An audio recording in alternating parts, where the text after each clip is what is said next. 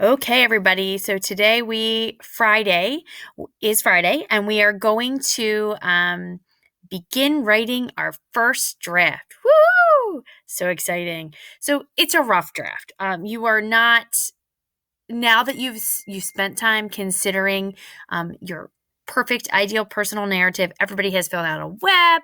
They've added some sensory details. People listed their events in order.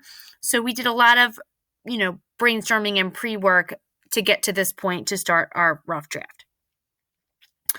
um it's time to put it all together, and your first draft is your rough draft. So there's no pressure to produce the perfect piece of writing. Instead, use your pre-writing plan, so the slides that we've used before, and ideas to turn your thoughts and ideas into sentences and paragraphs. So now you're going to take, that list where you just kind of just listed things, and you're going to turn it into sentences. I'm just going to go through. Obviously, every good personal narrative has these three main parts. It's not a story unless it has a beginning, a middle, and an end. So I'm just going to go through what needs to be inside of each of those things. So the beginning of your narrative should obviously grab the reader's attention and make your readers want to keep reading. Reveal the author's attitude about the experience. Stop that car, Mary shouted frantically. So we kind of know she's freaking out. She's frantically screaming. It sounds like you want to know what's happening. Is the car about to hit her? Is it going to hit somebody else? Did they steal something? I don't know. I want to know. Okay, so that's the beginning. That's how they started it. The middle of your story. So the middle of your narrative should provide details about the event. So that's where you're going to find all the details, the meat of your story. It progresses in a logical order. Remember, it should be chronological order, time order.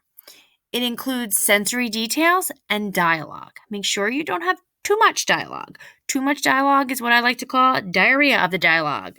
Too stinky, too messy. Nobody wants to clean that up. Keeps the action moving forward. So here's another example. Mary rushed to the car. Suddenly, the brakes squeaked to a stop. My heart was beating as fast as a hummingbird's wings. Simile. It felt warm. I felt warm, salty tears of relief stream down my face.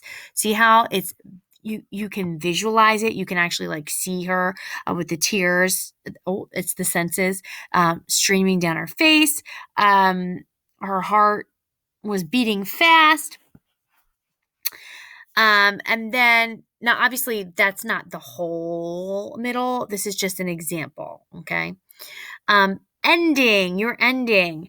The ending looks back at the experience and explains that the lesson learned. Remember, you're writing a personal narrative about a lesson that you have learned.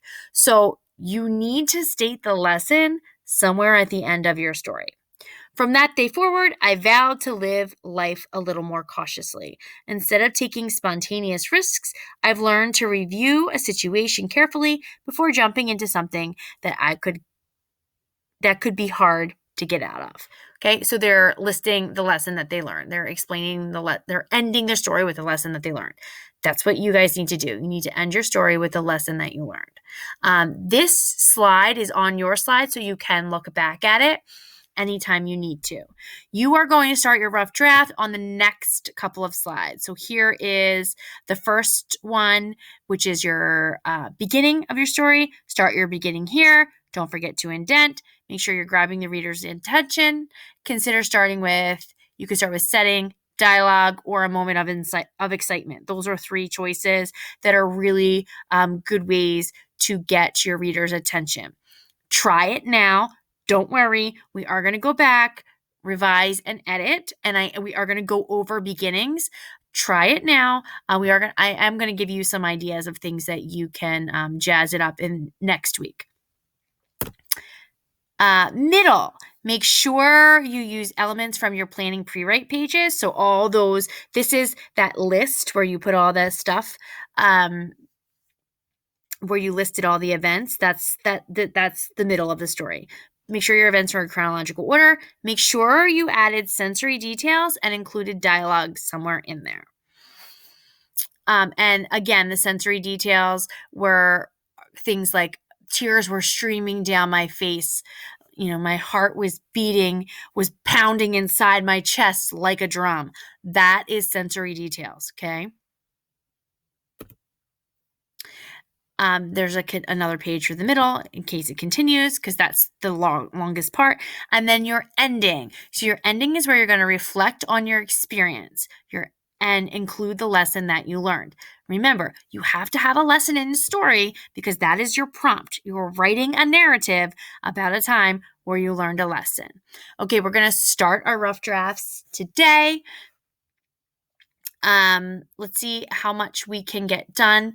If it's taking you a super long time, we are going to work on our rough drafts also on Monday. So we're going to be working on rough drafts for 2 days. So you can work on it today, Friday, and then we're going to continue working on them on Monday. Okay, happy Friday and happy writing. Can't wait to read them.